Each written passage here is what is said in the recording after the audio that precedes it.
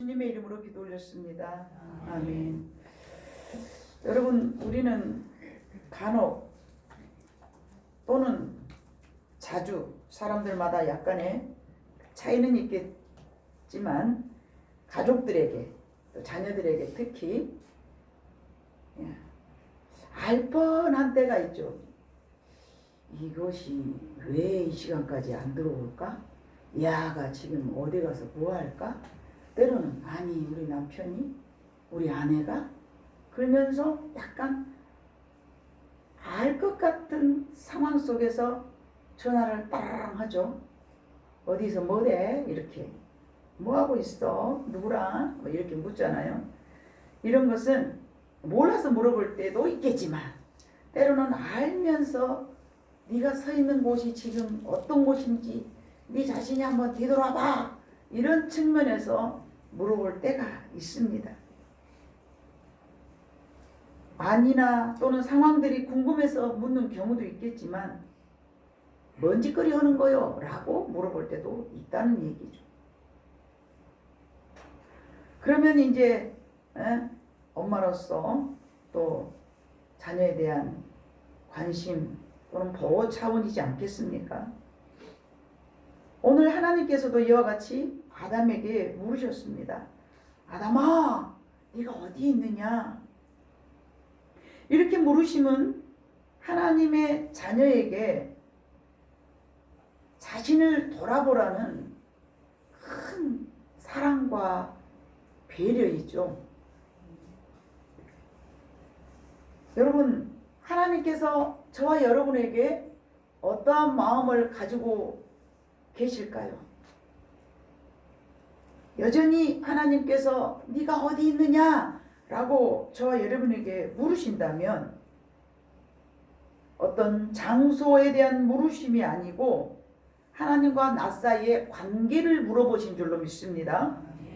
예수님께서 십자가를 지시고 겟세마네 동산에 오르실 때에 베드로가 멀찍이 예수님의 뒤를 쫓았다라고 누가복음 22장 54절에 그렇게 말씀하셨습니다. 예수를 잡아 끌고 대제사장의 집으로 들어갈 때에 베드로가 멀찍이 따라가니라.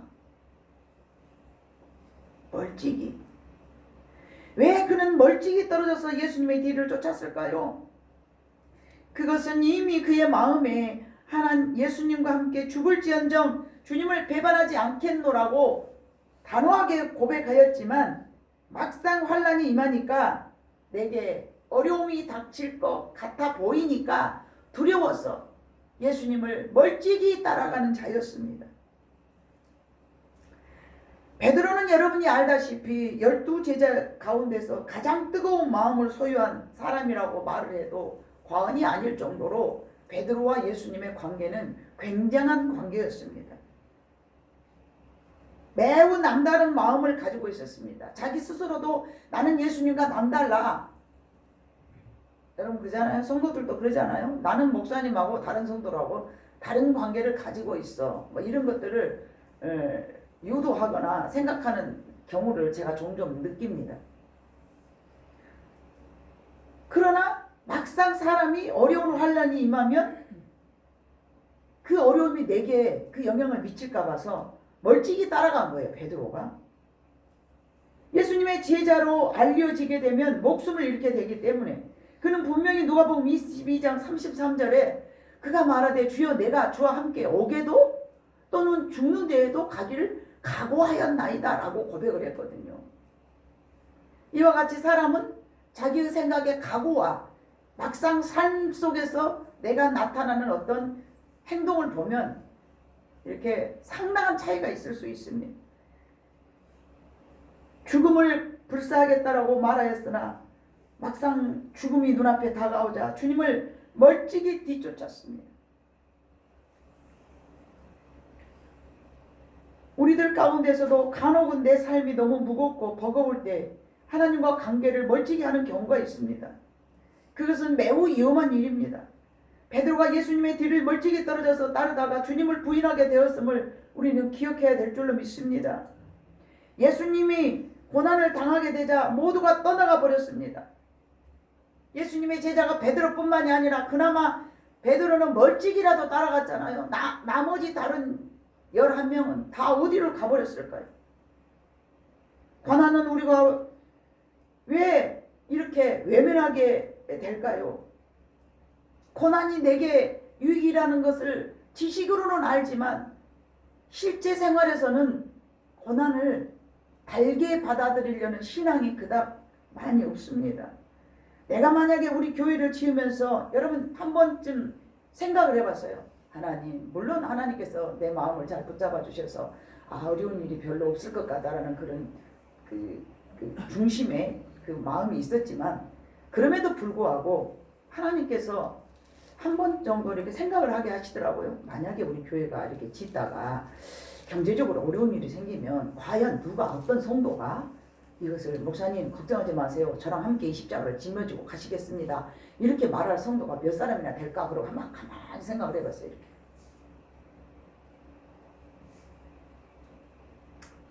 뭐 물론 이제 뭐 여러 사람들이 떠올랐죠. 아마 이 사람도 목사님 그래도 우리가 함께 이렇게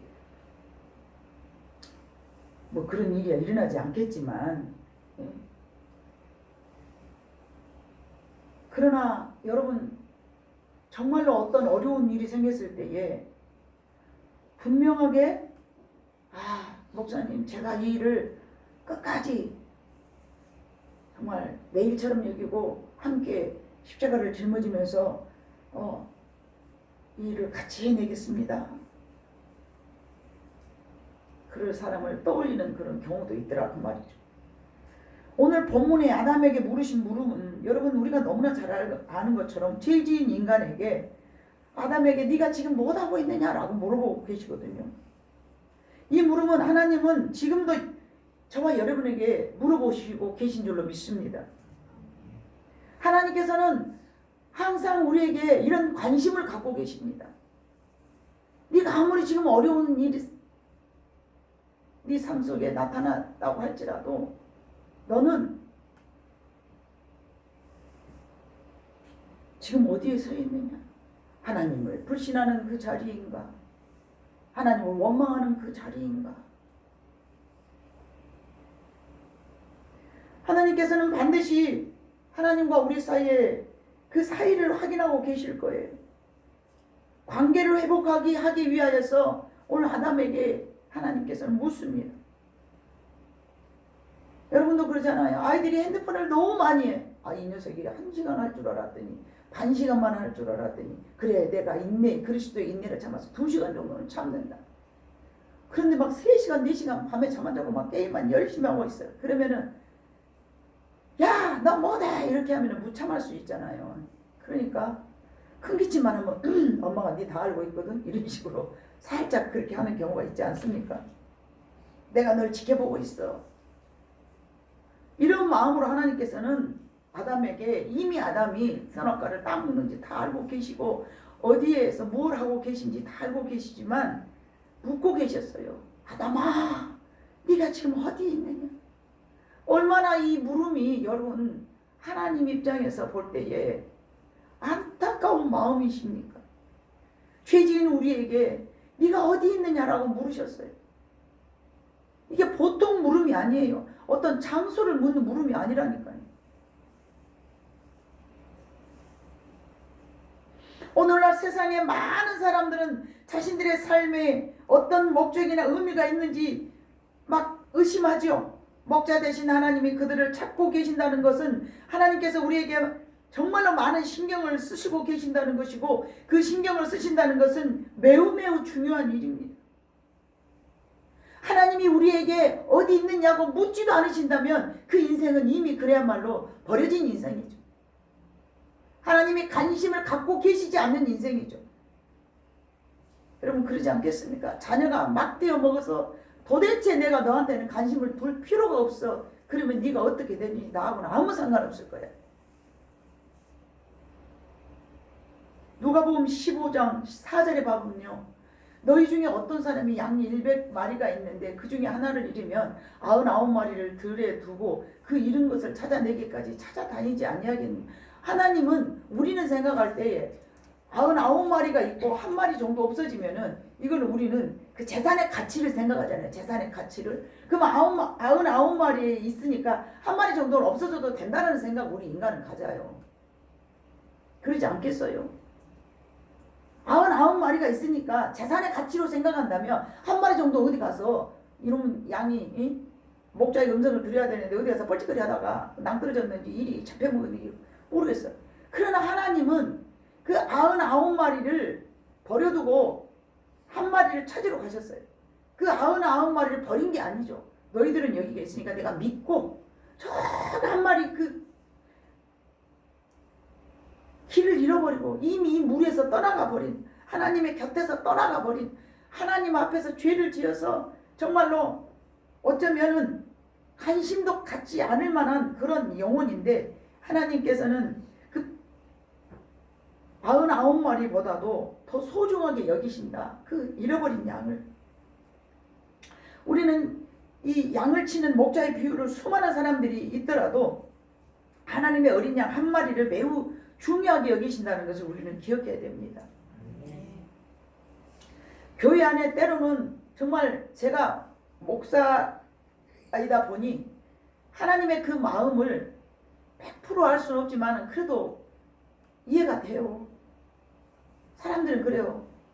나는 목사님 밑에서 정말 목사님을 기쁘게 해드리는 그런 기쁨조다. 나는 목사님이 나를 정말로 신경을 안 써도 될 만큼 나는 기쁨조다. 그 양을 내가 안 사랑한 건 아니야. 그러나 뻘짓거리한 그 양이 계속 신경이 쓰이는 거예요. 아이고 저 녀석이 어떻게 그냥 저 양이 저 성도가 그러니까 신경이 쓰이는 거예요. 오늘 뭐하고 있을까? 어디서 위험한 일을 당하지는 않은가? 늑대에게 잡혀먹어서 그냥 꼴깡 마귀 사탄의 종이 된 건 아닌가? 얼마나 그게 신경이 쓰이죠. 신경이 쓰여. 잃어버린 양 한 마리를 하나님은 사랑하고 계시기 때문에 여기서 우리는 기억해야 될 그 단어는 재산의 가치로 생각하지 말라는 거예요. 저 성경을 읽을 때마다 저는 어렸을 때 저 성경을 읽을 때마다 99마리나 있는데 왜 한 마리 그래서 굳이 찾으시고 어렸을 때 신앙 99마리가 그러다 또 그것마저 잊어버리면 어떡해. 이런 생각을 했어요. 성경을 읽으면서 시나리오를 나 나름대로 쓰면서. 근데 지금 생각해보면 그게 아니라는 거죠. 99마리를 믿는다는 거죠. 안전한 곳에 그하고 있기 때문에 걱정을 안 한다는 얘기시죠. 근데 그 한 마리가 계속 바깥에서 뻘짓거리하고 앉았으니까 하나님께서는 그 영혼을 다시 되찾기 위해서 계속 찾고 찾으신다는 얘기죠.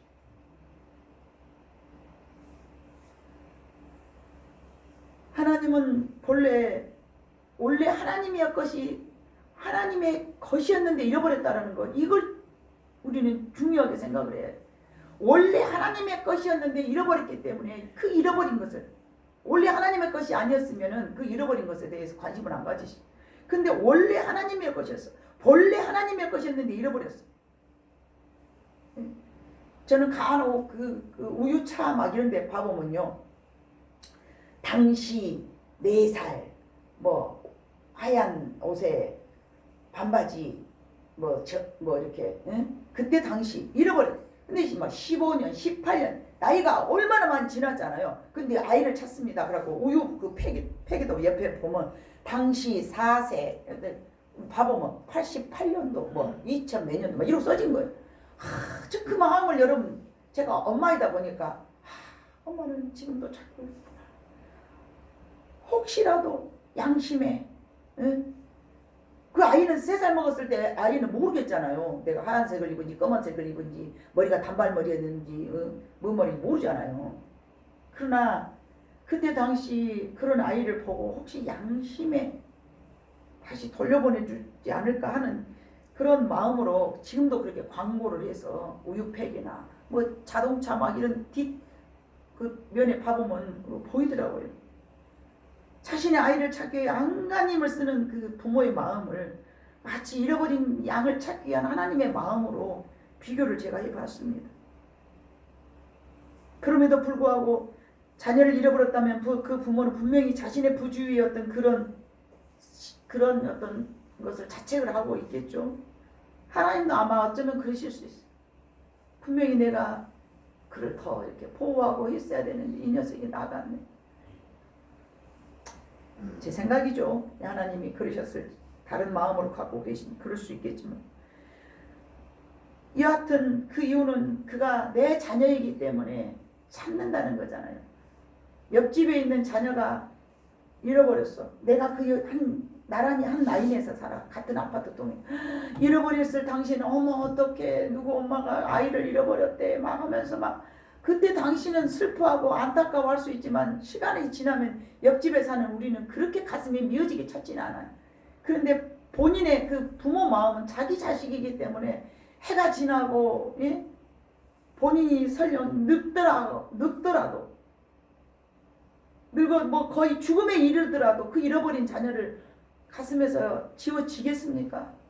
끝까지 가슴에다 묻어두겠지 않습니까? 하나님도 우리가 생각할 땐 저 99마리 무리 가운데 있는 99마리를요 그냥 사랑하고 뭐 잘 믿고 자기들끼리 잘 있지만 그 잃어버린 그 영혼을 찾는다는 것이죠. 예쁘고 안 예쁘고 문제가 아니죠. 잘났던 못났던 그것이 아니죠. 불순종했고 안 불순종했고 그것도 문제가 아니죠. 하나님께서 지금 삔질삔질하게 말을 안 듣더라도 내 자녀이기 때문에 하나님의 품 안에 거하기를 하나님은 원하신다는 것입니다. 하나님과 관계가 우리는 이렇게 항상 내가 하나님 앞에 때로는 기쁨의 조가 될 수 있고 때로는 불순종하여서 하나님을 마음 아프게 하는 그런 관계든 어쨌든 그래도 성도는 항상 교회 안에서 붙어 있어야 되고 항상 하나님 품 안에 거해야 될 줄로 믿습니다. 내 자녀가 어떤 이유로든지 고통 속에 거하고 있다면 그것은 매우 슬픈 일입니다. 그리고 내 자녀가 지금 위험해 보이는 곳에 거하고 있다면 매우 안타까운 일입니다. 그곳에서 빨리 빠져나오기를 원하고 그곳이 매우 위험한 곳임을 계속 알려주기를 원하죠. 그래서 하나님은 우리에게 물으십니다. 네가 어디에 있느냐? 계속 물으십니다. 여러분이 매 순간마다 아담아 네가 어디 있느냐? 이 하나님의 물으심을 기억해 주시기를 주님의 이름으로 부탁드립니다. 하나님은 매 순간 네가 어디 있느냐? 네가 어디 있느냐? 여러분이 서 있는 곳이 지금 어디입니까? 혹 베드로처럼 멀찍이 주님의 뒤를 따르고 있습니까? 아니면 다윗 왕처럼 모든 전쟁을 끝내고 한가로이 지붕 위를 거닐고 있을까요? 아 나는 다 했다 이제. 그래서 밧세바가 보이는 그런 위험한 곳에서 여유를 가지고 있을까요? 우리 인생은 주님을 만나는 그날까지 내 인생을 다하는 그날까지 항상 깨어 있어야 될 줄로 믿습니다. 슬기로운 다섯 처녀와 지혜롭지 못한 다섯 처녀를 보면은 항상 깨어 있으라고 그랬어요. 주님이 더디 오신다고. 졸며 잘세. 항상 깨어 있으라. 여러분 저기 식당에 가면 유리에 누가 머리를 쾅쾅 부딪힌다고. 유리로 써놔놨어요. 그거 꽝 부딪히고 머리가 막아서 꽝 부딪힌다고. 아 우리 사업자님 오늘 어머니 그 앞에다 유리에다가 유리 조심을 써서 붙여놔야 돼. 여러 사람이 머리를 꽝꽝 붙여. 거기다가 항상 깨어있으라고 붙여라. 아니 거가 유리인 줄 왜 모르고 항상 깨어있으라고 거기다 깨어있으라고 붙여야지. 유리 조심한 것보다 항상 깨어있어라. 우리는 항상 깨어있어야 돼요. 그래서 하나님께서 네가 어디 있느냐라고 물으시는 물음을 계속 우리는 생각해야 돼. 누가 되었든지. 사울처럼 예수님을 핍박하는 자리에 서 있을 수도 있어. 사도행전 9장 4절 5절에 가보니까 땅에 엎드러져 들음에 소리가 있어 이르시되 사울아 사울아 네가 어찌하여 나를 박해하느냐 하시거늘 대답하되 주여 누구시니까 이르시되 나는 네가 박해하는 예수라. 여러분 생각해 봐보세요. 사울이 언제 예수님 만나서 박해했어요? 예? 사울이 언제 예수님을 만났냐고요? 만난 적 없잖아요. 다만 예수 믿는 사람들을 핍박했죠. 예수 믿는 사람들을 괴롭혔죠. 예수 믿는 사람을 괴롭히는 것은 하나님 주님께서 사울에게 저렇게 말씀하십니다. 사울아, 네가 어찌하여 나를 핍박하느냐. 반대로 마태복음 25장 저 뒤쪽 40 몇 장 봐보면 그러잖아요. 가난한 자를 네가 도와주면은 곧 나를 도와주는 것이고, 병들은 자를 돌아보면은 네가 나를 돌아보는 것이고. 제가 그 말씀 때문에요. 약하고 병든 사람 그래요. 도무지 내가 너를 알지 못한다. 이 불법을 행한 자들아. 믿는 사람들에게 내 이웃에게 행하지 않는 것이 곧 내게 행하지 아니하는 것이다. 이 말씀이 무섭고 두렵고 저는 떨려요. 주님을 만났을 때 이 불법을 행하는 자들아 그러실까 봐서 사울아 사울아 네가 어찌하여 나를 박해하느냐. 믿는 사람을 함부로 여러분 박해해서는 안 돼. 곧 주님을 박해하는 것입니다.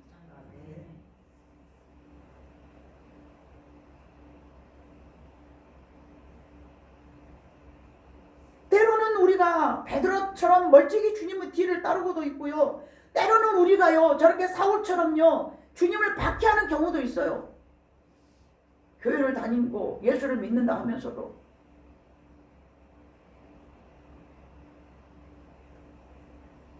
예수님의 길을 쫓고 있으면서도 십자가와 상관없는 삶으로 그들을 주님을 쫓는다면, 그 길을 쫓고 있다면 한 번쯤 우리는 생각해 봐야 돼요. 항상 편하고 좋은 것만 생각해. 언제까지 그렇게 철없는 애기들 마냥으로. 애기들이야 아무 철없으니까 사탕만 주면 좋아라 가고, 늑대가 사탕을 줘도 길 잃은 애들이 뭐 그러잖아요. 우리 어렸을 때 키우면서 어떤 아줌마가 뭐 맛있는 거 준다고 해서 따라가지 마. 애들한테 여러분 그러잖아요. 여러분 좋은 거 준다고 뭐 홀랑 잘 따라가잖아요. 애들은 잘 깎이면서 애들한테 막 야, 그 손 씻고 먹어. 손 안 씻고 먹으면 병균 들어가. 자기들은 막 하나님 것 아닌 것도 벌컥벌컥 받아 먹으면서 하나님 것 아닌 건 안 먹어야 돼. 아이들한테만 손 잘 씻으라고 그러지 말고 여러분들 손 잘 씻어야 해요. 물두멍에 들어가서 제사장이 항상 손 씻었잖아. 제사 지낼 때마다. 여러분이 예배드리고 찬양하는 것이 이것이 항상 여러분을 씻어내는 역할인 거예요. 그래서 주의 날은 복된 날이라고 그런 거예요. 왜 복된 날이라고 그런 줄 아세요? 하나님의 말씀을 지금처럼 듣고 있기 때문에 그래야 내가 잘못했는가 보다. 내가 뭘 잘했구나. 내가 하나님 앞에 잘못했구나. 이런 것을 언제 점검을 받을 거예요. 그래서 주의 날은 복된 날이라고 그런 거예요. 복된 날이죠. 하나님의 만나를 먹고 또 교회 와서 성가대로 섬기고 주방 봉사로 섬기고 막 섬기잖아. 이 자체가 여러분에게 복인 거예요. 아멘? 평상시 날은 이거 안 하잖아요. 일주일 내내 월요일부터 토요일까지는 하나님 앞에 섬기고 이런 거 안 하잖아요. 그런데 주일날은 여러분들이 막 이 집에서 아주 가장 좋은 옷 딱 그 집은 내서 이것부터 하나님을 위한 일이에요. 아멘? 하나님을 섬기면서 섬길 수 있는 날이 오늘이잖아요. 그래서 오늘은 복된 날인 거죠. 그러지만 때로는 하나님을 잘 섬겨도 내게 어려운 일이 당할 수가 있어. 내 생각하고는 다르게 내 인생이 펼쳐져 갈 수도 있어. 제가 오늘 또 말씀을 보면서 가룟 유다와 베드로가 딱 비교가 되는 거예요. 가룟 유다는 분명히 자기도 잘못을 느꼈어. 가룟 유다 분명히 자기가 잘못을 느낀 거예요. 내가 예수님을 판 것에 대해서. 근데 돌아가갖고 자기가 내가 큰일 났구나. 내가 정말 잘못했구나. 그러고 자기 목숨을 끊었어요. 근데 베드로는 통곡하면서 회개했다 그랬어요. 똑같은 회개예요. 잘못을 똑같이 느꼈어요. 그런데 베드로는 자기 인생을 하나님 앞에 드렸기 때문에 자기 인생을 자기 마음대로 목을 끊는다거나 그러지 않았어요. 그런데 가룟 유다는 지 인생이라고 지 마음대로 목을 딱 끊었어요. 자, 이 두 차이가 엄청난 차이인 거예요. 베드로는 나중에 하나님 앞에 엄청나게 크게 사용되잖아요. 근데 가룟 유다는 지 인생이라고 지 맘대로 딱 회개는 했지만 자기 목숨을 자기가 스스로 딱 끊어버렸어요. 이건 하나님 앞에 하나님의 주권에게 맡기는 삶이냐, 내 맘대로 내가 사는 삶이냐, 이 엄청난 큰 차이예요, 여러분. 별것 아닌 것 같지만 별것이 깁니다. 지 인생을 지 맘대로 목숨 자르는 거, 이건 지 맘대로 사는 인생이에요. 지 맘대로 허구 안 하고 자기 판단으로 허구 안 하고 죽고 살고, 이게 자기 마음대로 하는 거예요. 자기 마음대로. 그러나 회개하고 베드로는 울면서 통곡하면서 오히려 그를 위하여서, 그래서 예수님이 나중에 그러잖아요. 예? 요한복음 21장에 봐보면 너는 내 양을 먹여라. 너는 내 양을 쳐라. 너는 내 양을 먹여라. 기회를 다시 주시잖아요. 똑같이 저주하고 막 예수님을 팔아먹었을지라도.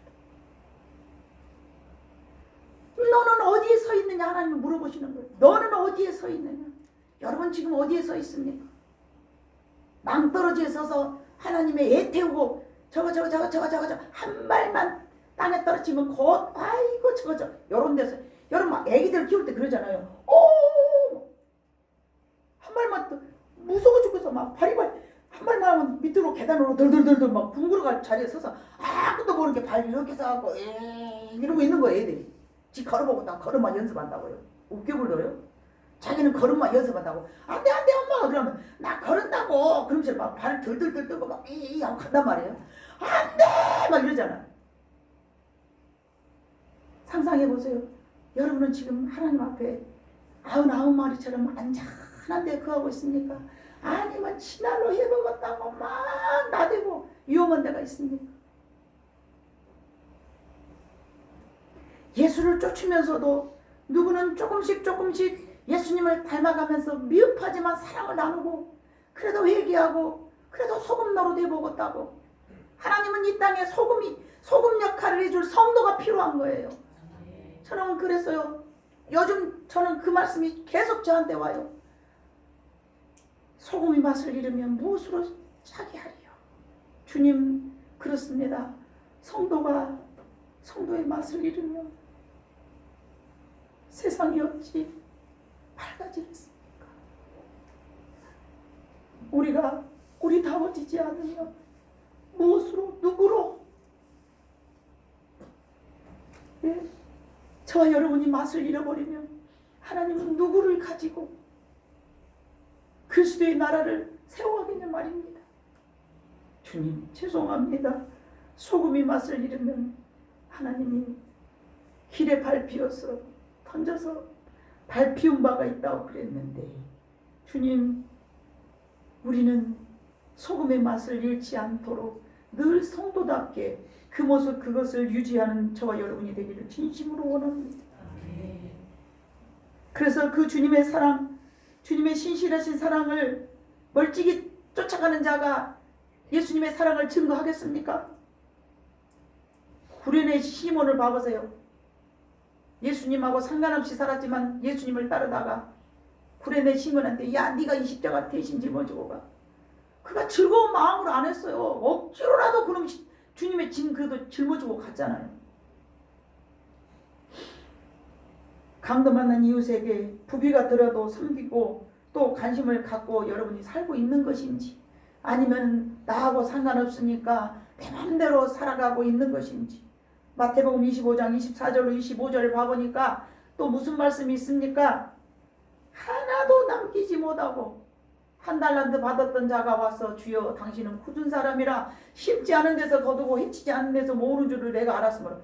하나님을 몰라도 저렇게 몰라야 쓰겠습니까?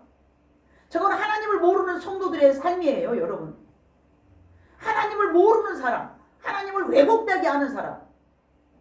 여러분, 성도들은요, 달란트 저 비율을 봐보면 한 달란트, 두 달란트, 다섯 달란트가 있는데요. 두 달란트 받은 사람도 작지만 자기가 남겼고요. 다섯 달란트 받은 사람도 다섯 달란트를 다 남겼어요. 그런데 한 달란트 받은 사람은요, 하나님을 왜곡되게 한 사람이에요. 악한 자로 한 거예요.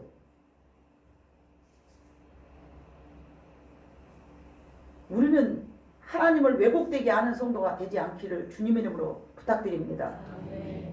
두려워 나가서 당신의 달란트를 땅에 감추어두었다 벗어서 이것은 당신의 것입니다. 그대로 갖고 왔다 그대로 갖고 왔습니다. 잘못되면 큰일 날까 봐서. 우리는 이 나라 또 이 땅을 하나님의 나라로 변화시켜야 될 의무감을 가져야 될 줄로 믿습니다. 하나님의 관심은 잃어버린 영혼에게 많습니다. 그것은 오늘 본문의 아담에게 하신 말씀 속에서 담겨져 있는데, 누가 가서 이들에게 너희가 지금 여기서 무엇을 하느냐, 하나님을 대신하여서 너는 나가야 되느니라 라고 저와 여러분에게 말씀하신다면 하나님께서는 우리를 통해서 일하십니다. 자, 아담아 이 말은 곧 사람아 그 뜻입니다. 하나님의 마음을 우리가 알았다면 병들고 헐벗고 외롭고 고독한 자들을 찾아서 잃어버린 하나님의 백성들에게 네가 어디 있느냐라고 자신을 돌아보게 우리가 해야 될 줄로 믿습니다. 저와 여러분이 바로 소금인 줄로 믿습니다. 우리를 통해서 이 세상을 간간하게 만들어야 돼요. 소금이 안 들어가면 세상에 먹을 음식이 아무것도 없어요. 중풍병자를 예수님께 인도하여 지붕이라도 뜯었던 그 장애물을 제거해줬던 4명의 친구들을 봐보세요. 어떻게 해서든지 그 장애물을 넘어뜨리고 예수님을 만나게 해줬잖아요. 저와 여러분은 그런 삶을 살아야 될 줄로 믿습니다. 항상 하나님께서 물으시는 것처럼 내 주위를 살피면서 살아야 될 줄로 믿습니다. 내가 접해야 되는 접해도 되는 곳에 내가 머물러 있는 것인지, 내 생각이 지금 어느 방향으로 흘러가고 있는 것인지, 내 마음이 지금 어디를 향하여서 주목하고 있는 것인지, 여러분 모두가 다 자기 서 있는 곳을 찾아봐야 될 줄로 믿습니다. 여러분의 각자 이름을 하나님께서 부르시면서 아무개야 네가 지금 어디에 서 있느냐 라고 물어보실 때 우리는 하나님 저 지금 여기 있어요 라고 당당하게 말할 수 있는 여러분 모두가 되시기를 주님의 이름으로 축복합니다. 내가 바른 곳에 서 있다면 얼마나 하나님 앞에 당당하겠습니까? 그러나 당당하지 못한 곳에 서 있으면 얼른 털고 그 자리를 일어서야 될 줄로 믿습니다. 내 이웃이 바른 곳에 서 있지 못하다면 바른 곳으로 인도할 수 있는 여러분 모두가 돼야 될 줄로 믿습니다. 최근 어떤 목사님 뇌회를 만나면서 저는 깨달았습니다. 32년이 넘도록 교회를 세우고 수많은 양들을 하나님 앞으로 인도하였으나 본인 자신이 바르지 못한 곳에 서 있을 때에 그들은 두려워함을 느끼면서 제게 도움을 요청했습니다. 본인들이 두려워한다는 것은 이미 자기가 스스로 죄인임을 깨닫고 무서워 두려워 떨고 있어요. 3장 봐보니까 10절에 봐보니까 창세기 3장 10절에 이르되 내가 동산에서 하나님의 소리를 듣고 내가 벗었으므로 두려워하여 숨었나이다. 내 인생이 여러분 두렵습니까? 두렵다면 하나님하고 관계를 먼저 생각하시고 회개하는 마음으로 하나님 앞에 온전하게 바로 서야 될 줄로 믿습니다. 하나님은 우리들에게 물으십니다. 네가 어디 있느냐? 내가 서 있는 곳이 어디서나 하나님만 예배하는 곳이라면, 하나님만 찬양하게 하는 그곳이라면 세상에서는 실패하고 세상에서는 자랑할 것 없지만 여러분은 인생을 성공한 줄로 믿습니다. 우리의 성공은 우리 눈으로 생각하는 성공이 아닙니다. 많이 가지고 높은 지위에 서서 그런 정말 유치원 같은 신앙은 우리 세바교회에 아무도 없으시기를 원합니다. 우리는 썩지 아니할 것으로 유업을 받을 자는, 그렇기 때문에 썩을 것으로 비교하여서 내 자신을 비참하게 생각하는 그런 지혜롭지 못한 성도들이 아무도 없기를 주님의 이름으로 부탁드립니다. 기도하시겠습니다. 사랑 많으신 아버지 하나님 참으로 감사합니다. 이 시간까지 우리를 보호하여 주시고 내가 서 있는 그곳이 언제든지 하나님을 예배하는 그곳이 되기를 진심으로 원하오니, 우리가 아버지 하나님 아무것도 가진 것 없이 잃어버린 것 같으나 하나님하고 관계만 온전하다면 하나님 내 인생은 성공한 것이오니 찬양하고 기뻐하면서 모든 영광을 하나님 앞에 돌려드리기를 진심으로 원합니다. 아버지 하나님